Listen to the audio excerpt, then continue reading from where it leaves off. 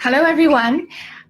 Thanks for joining us today on this live chat about footwear, foot care with top model Amy. So my name is Iris, and I'm the founder of Solely Original.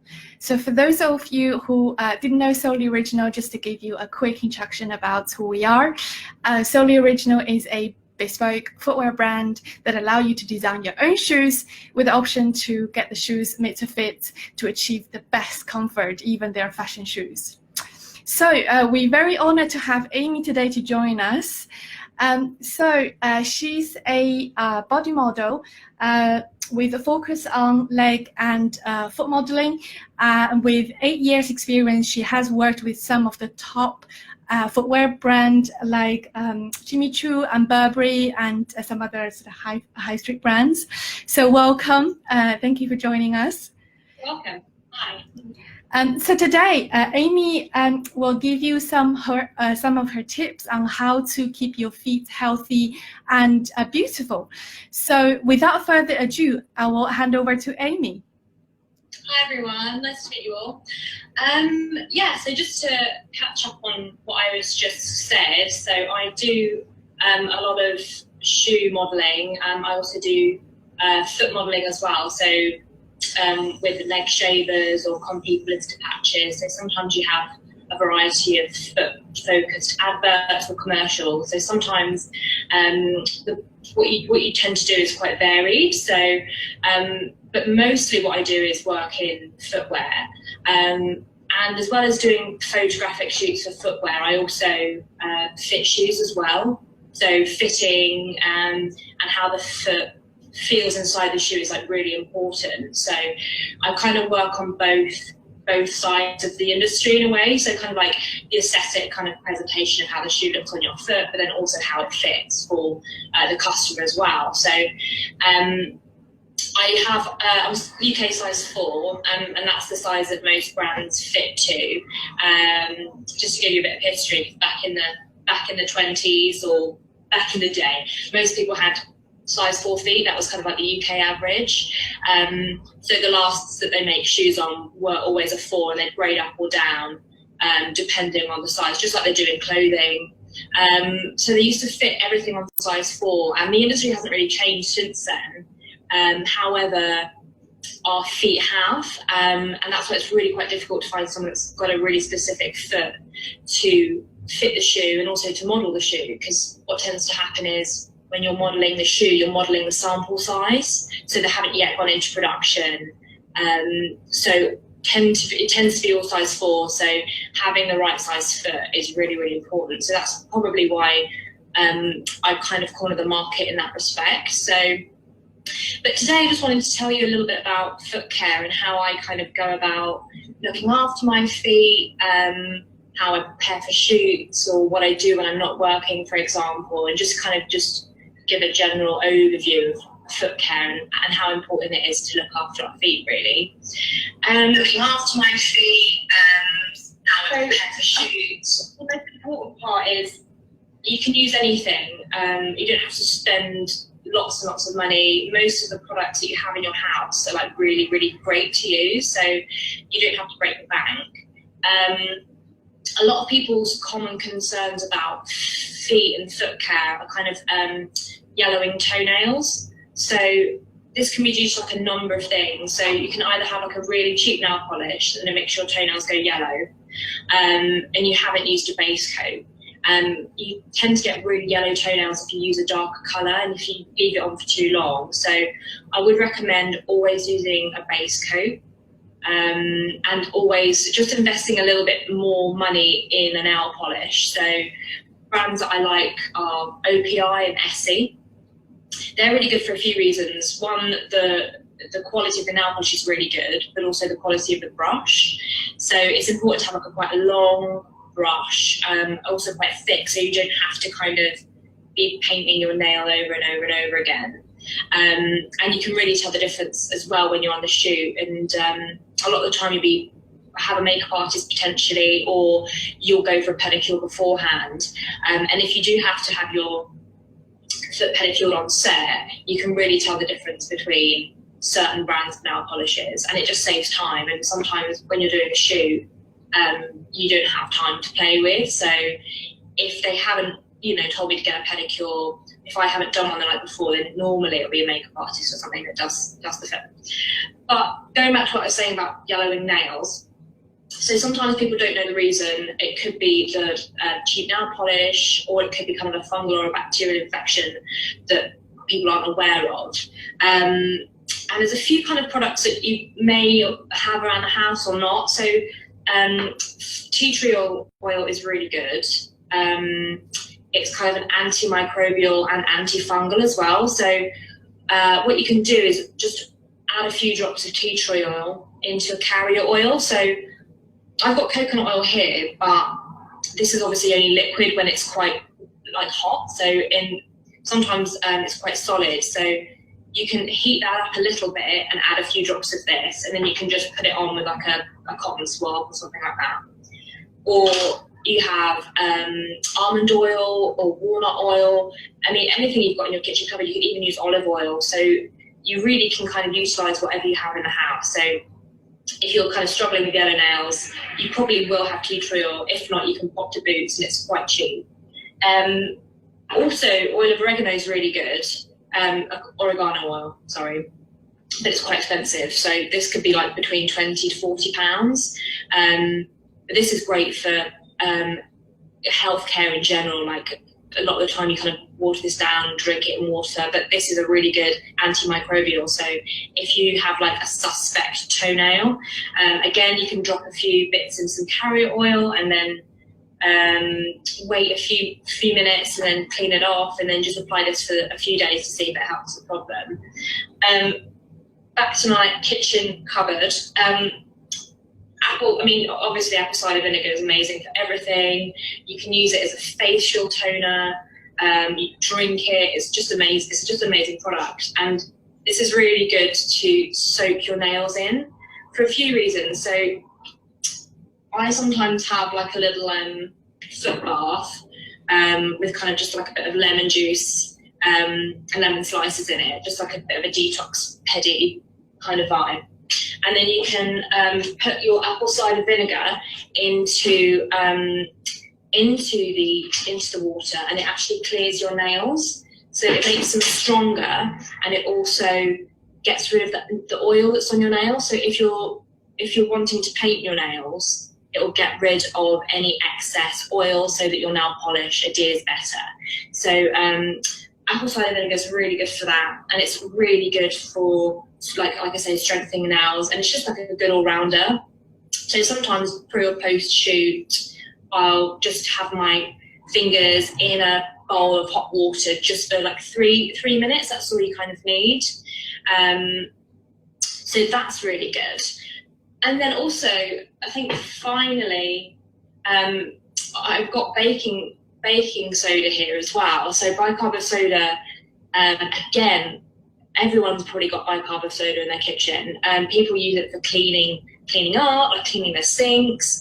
And this is really good for cleaning feet, and also for athlete's foot as well. So if you suffer from fungal infections on your feet or any issues with nails, you can put a few teaspoons into water, and the pH, because I think it's quite alkalizing, and fungus and bacteria love kind of acidic environment. So this kind of neutralizes the pH, makes it a little bit more alkaline, and stops the bacteria from thriving. So that's really cool. And then just intermittently, you don't have to use these every time. You can just, if you see something, if you notice something, you can be like, oh, do you know what, I'm just gonna just do a little baking soda foot mask scenario. And actually something that I read really recently, if you haven't got baking soda, you can use toothpaste. A lot of toothpaste has kind of like baking soda inside of it, and also other things. So if you don't have any of that, you're going to have toothpaste. So you can just put a bit of toothpaste on your toothbrush. I don't suggest that you use it for your mouth after you put it on your feet, but if you've got a spare one lying around, you can just kind of like let it sit on your feet, and then it kind of soaks in and can sort out any health issues there. So that's kind of like my my food, what food can be utilised on feet that's really helpful.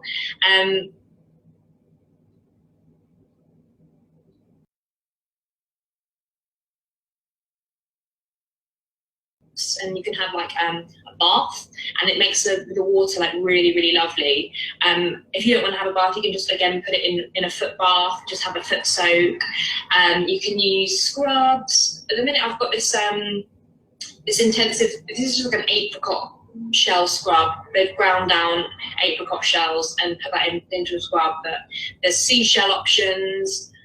Also, you can use kind of like coffee grounds. So if you drink kind of filtered coffee and you have coffee grounds in your house, they're quite like abrasive, but in a gentle way. So it's not too corrosive on your feet, because we don't really want to be like scrubbing, especially the top side of your feet, because that's really kind of like gentle skin. So how often do you use that then?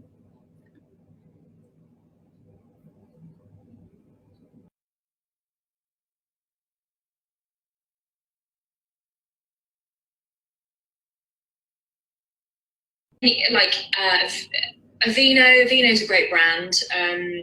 So any kind of moisturizer you have lying around, you can just like lather it on your feet, like really, really. You can go to town, put those on, pop some socks on, and then the next morning your feet are like just great. They're just like glossy and like really fresh. And then on the way to the shoot, I always have to wear tights and like shoes that don't mark my feet. So a lot of the time, for example, skinny jeans, you'll probably find that when you take your skinny jeans off, you get that really like deep line of kind of cream. I know completely like what you mean.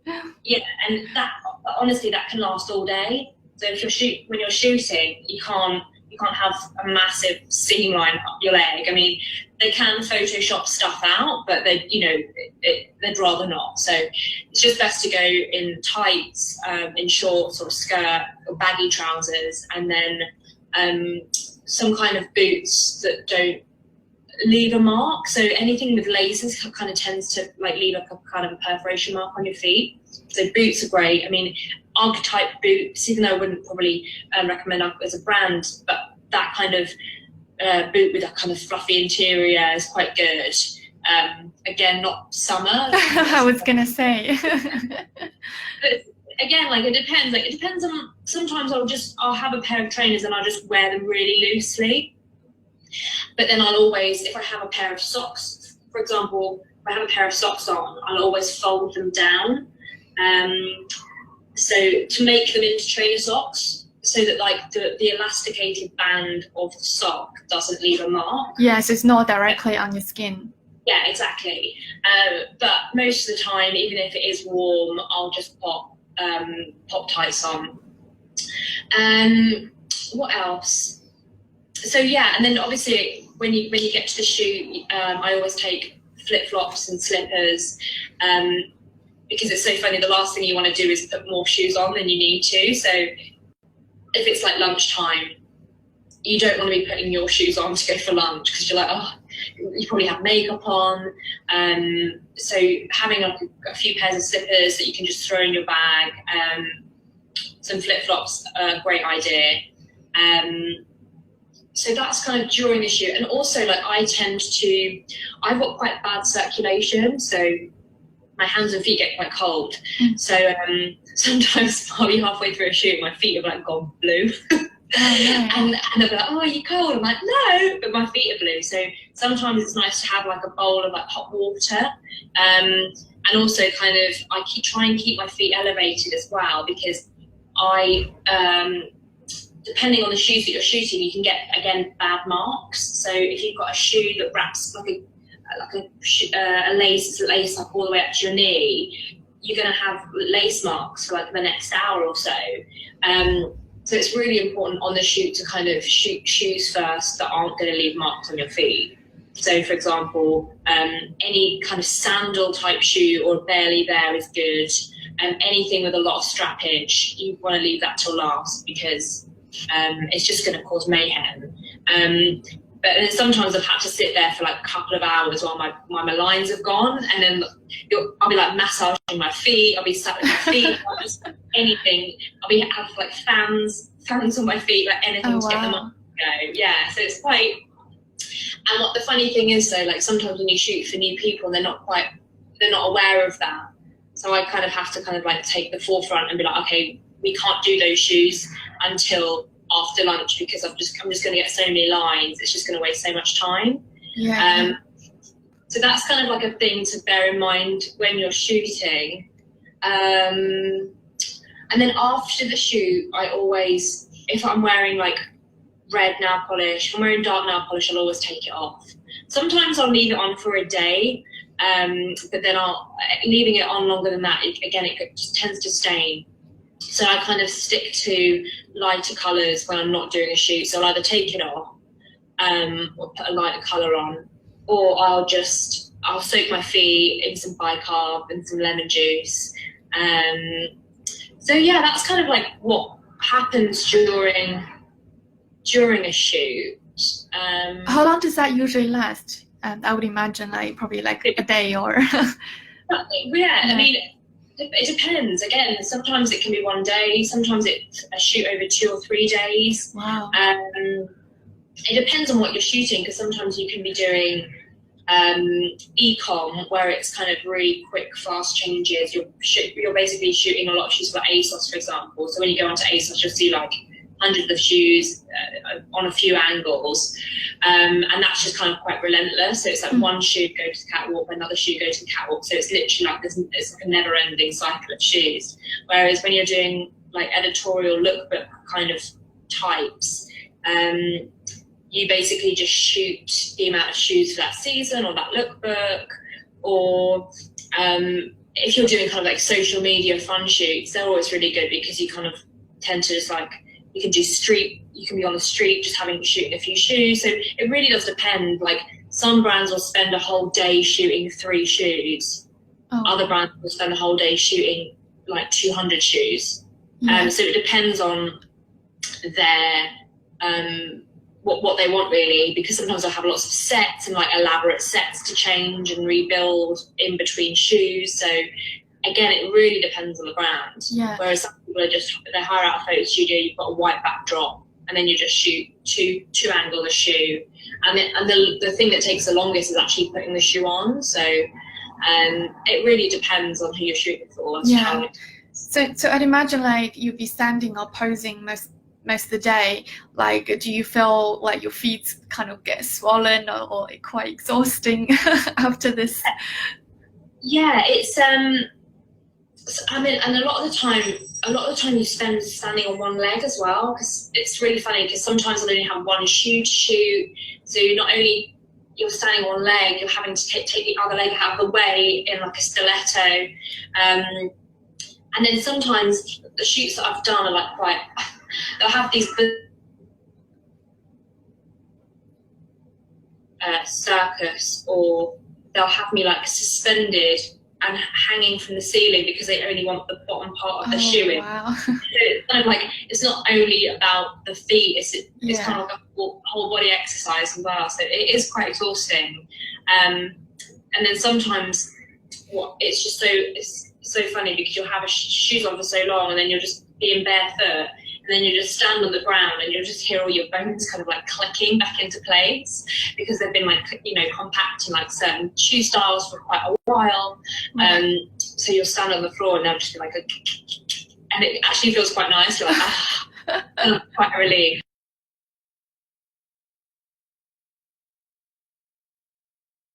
Typically like a recovering kind of period after shoot, or was it not that much, like not that bad at all? Really. I mean, to be fair,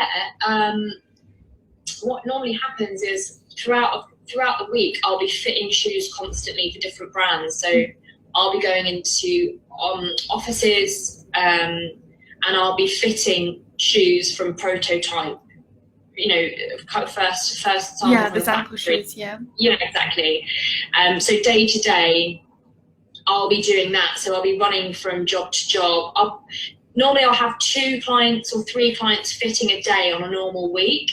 And then when shoots come in, I So I've got an agency, so when shoots come in, I'll either delegate that to one of my other models, or I'll just shift a few things around to make it possible to do the shoot. So the shoot wise, it's probably like a couple a week. I mean, sometimes you can get four or five a week, like every day, and then you won't get any for like 2-3 weeks. And again, it depends on the season. It depends, again, it really depends on the brand, because some brands do kind of seasonally, some brands shoot, high street brands shoot regularly, actually, you know, an influx of shoes all the time. Designer brands are more kind of sporadic, and you'll do, you know, 3 or 4 or 5 days doing all of the range for that season, and then you'll come back in 4 months' time and do the next range. So it kind of works more like that. Whereas high street brands are kind of every day, every week, they'll have like, you'll be doing 2 or 3 days. Yeah. So yeah, that's quite constant. Obviously, like, you know, we know that you are this perfect size for feet. So, you know, we all know, like, sort of your feet tend to swell, like, throughout the day. Do these brands prefer you to kind of try, you know, the fitting at a particular time of the day? Yeah, 100%. So everyone prefers the mornings because your feet are, you know, smaller in the mornings, and, you know, throughout the day they obviously swell and get bigger. So everyone does prefer the mornings, and it's funny, everyone always wants to fit on Tuesdays and Thursdays as well, especially kind of like high street brands, because Mondays normally trade day, so no one's fitting on Mondays, but then Tuesdays and Thursdays, like literally every brand wants to fit on Tuesdays and Thursdays, and it's just like there's only so much you can't do everywhere. So sometimes you have to sacrifice some people and work for others. So, but yeah, generally morning is the best. However, some people just aren't, you know, they're not fast. I mean, my feet won't swell that much, and when you're fitting for quite a commercial brand, a last. So it could either be a last that the company owns, or the factory will make the last, which is what the shoes are made around. It's basically like a wooden foot shape, so or plastic. And so when the first prototype arrives, and like sometimes it fits fine, but most of the time they just don't fit at all. So first of all, you need to be able to get your foot into it, and that's sometimes a real issue. Because of, you know, they need comments. So we basically tell them where we need volume added based on my foot dimensions, and how my foot dimensions compare with industry standard dimensions as well. So we'll add volume in certain areas, reduce volume from certain areas. So like if the joint, which is kind of this the widest part of your foot, is too tight, we'll add a shover, which is kind of like basically just bits of plastic, bits of wood that they stick onto the last, and then reform the shoe around it. And then we'll check the instep fitting, the toe depth, if there's enough wiggle room for your toes. Quite a lot of the fashion at the minute is for really shallow, long toes. So actually when you get the prototype in, it's actually fitting like a size 6 in length, if you were to measure it stick length. But it's a size 4 because that length of toe you're not going to get access to anyway, because it's just like a fashion toe. So you kind of have to bear all these things in mind as well. And then you've got the heel pitch, whether the heel's pitched right to the last, and then like the ankle circumference, and then if it's a high leg boot, how it fits on your calf, whether the max calf dimensions are big enough. And again, that depends on, all these things depend on the brand. Like some people prefer like a really tight fitting shaft, like a leg shaft, but some people are more commercial and want them to fit kind of different age ranges. So, and then we discuss padding and all sorts, and then sometimes the design completely changes, and then all those comments get sent back to the factory. They try again, they send another sample. Sometimes the comments have been actioned, sometimes they haven't. So it's really like a back and forth process until the shoe is approved, and you're like, great, yeah, it's fine, and it can go to production. And then when it comes into production, a lot of the time it just doesn't fit again. So it's a real kind of battle between, you know, being commercial as well. I mean, because even though like I'm a standard size 4, and they fit to my foot, if it's a little bit too small, if it's a little bit too big and it's too far down the line and the date's closing, they have to approve something in the end because they need the stock in the store. So you do have to be a bit commercial. Yeah. But then sometimes if the shoe doesn't fit, you're just not going to sell it. Yeah, so, absolutely. Yeah, I mean, like, fitting is a very complex kind of process. Yeah. And obviously we are a bespoke footwear brand, so we know all about fitting, and you know, this is the way we kind of make shoes for our customers as well. Millimeter really does like sort of make a big impact on people's feet, and then even like you say, when it fits well, and it probably only makes 2 or 3 millimeter difference, but that is probably half a size. I mean, it's funny because like tolerance in footwear is like 2 millimeters, which is like nothing. When you think in clothing, tolerance is like 10 millimeters, so it's a centimeter versus like something you can't even see with your eyes almost. And everybody's foot is so different. You know, there'll be kind of models that have the same foot dimensions as me, so when you measure my feet, they'll measure the same, but the way your foot is composed is completely different. So I've got quite a narrow, tall instep, but another model has like a wide, flat instep. We'll still measure the same girth in circumference, but we'll have vastly different foot shapes. So again, it's really tricky. That's one side of it. But then when I'm doing the shoots, I can just ignore all that, just put fun shoes on and just more like the glamour side of the modeling. It's funny though, because then it gets to when you are shooting, because you've got so much about shoes, sometimes you'll be like putting these shoes on, you'll be like critiquing them in your head, going, oh, this fits terribly, like, and then charging how much? Sometimes you can't disengage. But it is interesting, and it gives you quite a good overview of but then on the flip side, it makes it really difficult to buy shoes for yourself, because you're so picky, and you know how stuff's made, you know where it's come from, you know the cost prices, and you know how it should fit, and sometimes it makes it quite tricky to get something that you like, and then half the time you just don't end up getting it. So on that subject, I'm just curious, what do you look for in a shoe, like when you go shoe shopping? A few things. So I always try and support the brands that I work for, first and foremost. And obviously, if I fit a shoe, it's like historically, if I fit the shoe from the beginning, it's fit to my foot essentially. So I'll always kind of shop at the brands that I fit for because they're made for me. So then I'll kind of like, so that's kind of what I try and honour that.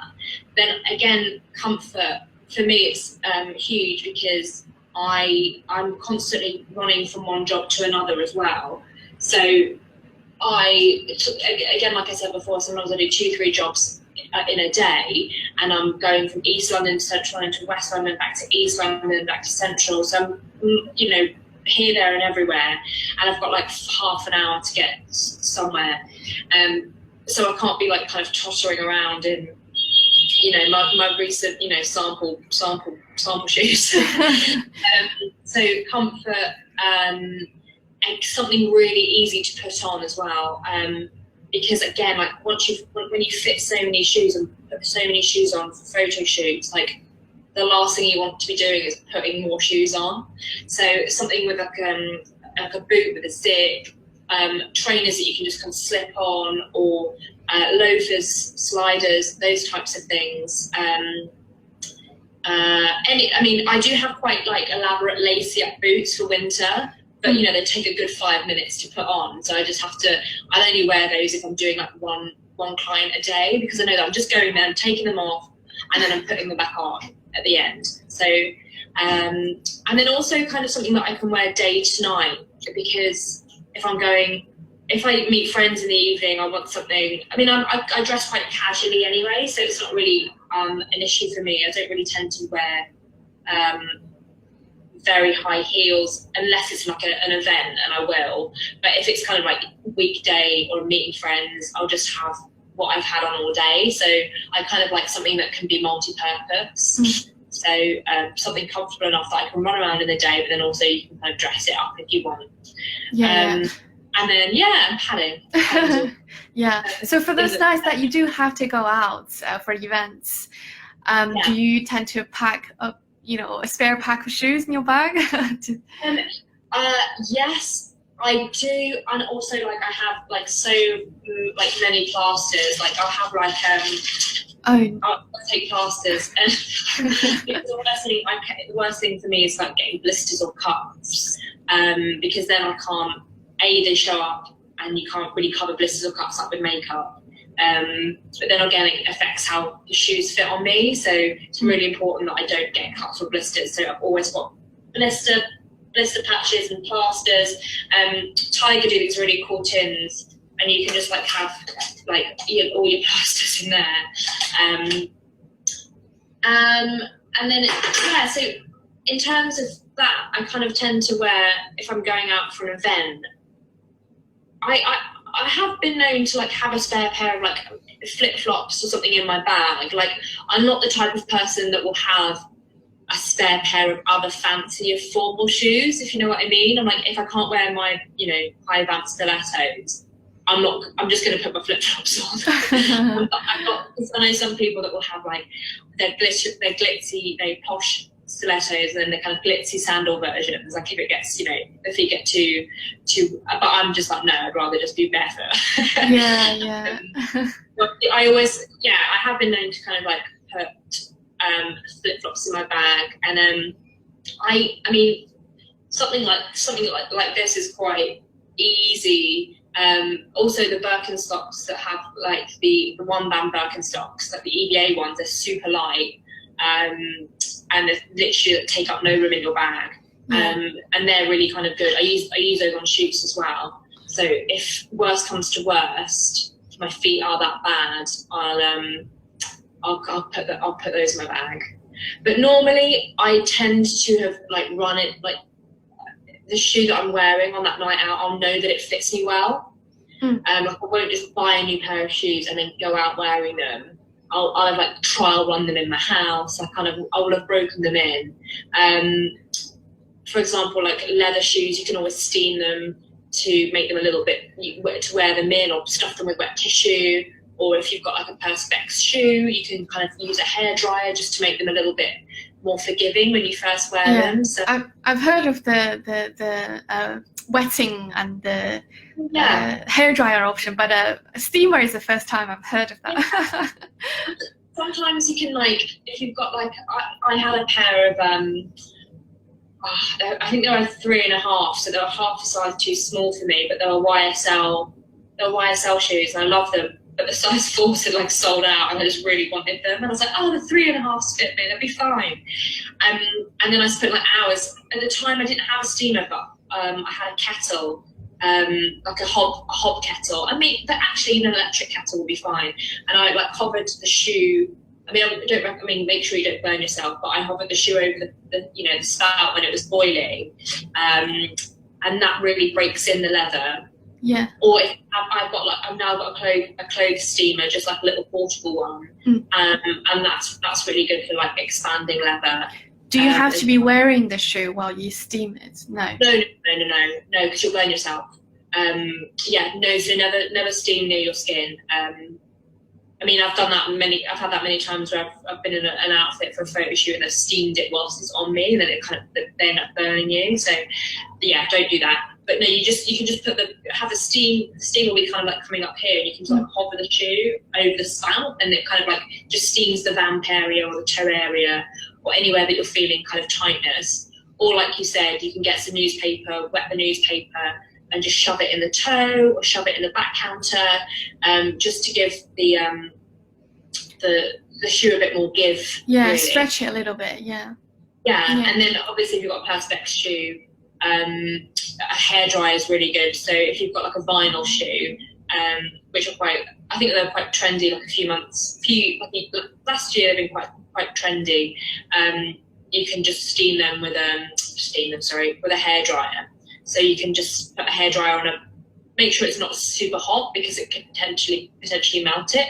But that's a good way to kind of get vinyl to kind of fit a bit better. And they're just kind of like little tricks that you kind of pick up, really. Yeah. Very interesting. Okay, we got another question here. So, do you routinely do any foot exercises at all?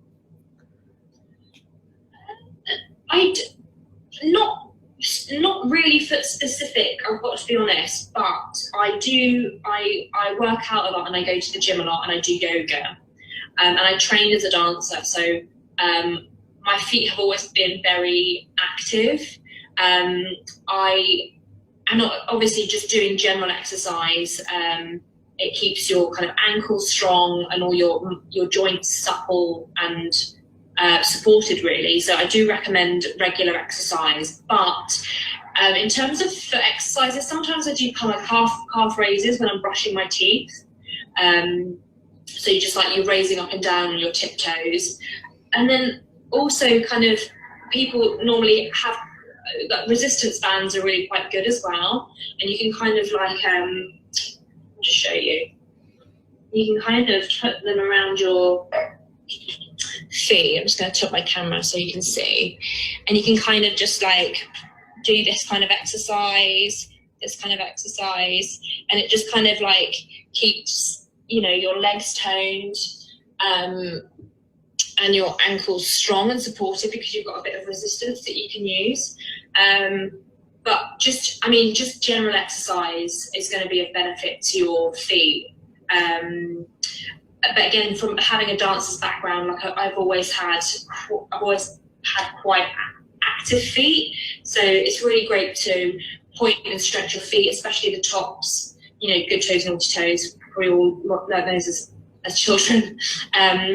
Because sometimes when you wear shoes, like flip-flops, for example, in the summer, you can get really kind of bad cramp, like in this area here. So, it is very important. But there's not a routine that I specifically do. It's just that I just work out quite regularly. So my feet invariably get a workout. Yeah, I guess that exercise is very useful, especially the ladies who wear high heels a lot, and it really helps to strengthen the ankles, like you said. Yeah, exactly. And the funny thing is that, if you're wearing high heels, it kind of like, it shortens your Achilles. Yes. So you've got to be quite careful, like, because if you wear a certain type of shoe for a certain time, it's gonna, your body's gonna adapt to it. So if you wear heels, the whole bone structure of your feet is gonna change. And I know people that now just they can only wear heels, they can't wear kind of flats, and vice versa actually. A lot of people that they've only ever worn flats can't wear heels. So I try and mix it up, because I think it's just quite good for your legs and your calves to have like different heel heights. Yeah. It definitely depends on your specific foot condition as well. Like some people, think wearing flats are good for you, but it's not always. And if you talk to some podiatrists, they will say maybe wear a little bit of heel, like 1.5 to 2 inches, even better for you. Yeah. Yeah, exactly. Having completely flat shoes are really bad for you. And it's funny because you see people kind of tottering around in those kind of, it's like they've got no support at all, and you've got like basically 2-3 millimeters between yourself and the ground, and they're slapping around all day in kind of leather-soled shoes, and you've got no support. I mean, you're better off just being barefoot. And then similarly, like, too high, it's just absolutely ridiculous. But you do have to, balance the difference, and and also just keep in mind what's comfortable for you as well, because it's, they're your feet, how they feel. There's certain types of shoes that I can't wear for different reasons, and you just end up kind of wearing what you're comfortable with. But also in terms of your foot health, it's invariably because of your knees and your hips. So if there's something wrong with your hips, then your knees are going to be out of line and your feet are going to be out of line. So you can either pronate or supinate. So you either have fallen arches or your feet will be rolling out. but that's, you know, all to do with your hip health. So that's why it's really important to be healthy throughout your body, because it's going to be your feet that bear the brunt, really. Yeah, absolutely. I mean, like, especially young ladies, particularly, sometimes just trade off the look of the shoes by the comfort and fit. And obviously, over long term, this could be really bad for your hip and the knees. Yeah, very important to stay healthy. Okay. Well, time flies. So we got time maybe for one more question here. What was it like when you first discovered you could be a foot model professionally, and how did that change your behavior, attitude towards kind of like footwear and your foot care sort of routines in general? So obviously it improved. So I started off as a kind of a dancer, and my mum would always tell me off for like not caring about my feet, because I had kind of dancer's feet. Like they always take a bit of a pounding. And I remember when I was a teenager, she'd always have a go at me for like not looking after them very well, and she'd obviously, you know, give me a pedicure and what have you. And then I fell into foot modelling actually by accident, because I was doing general fitness modelling, and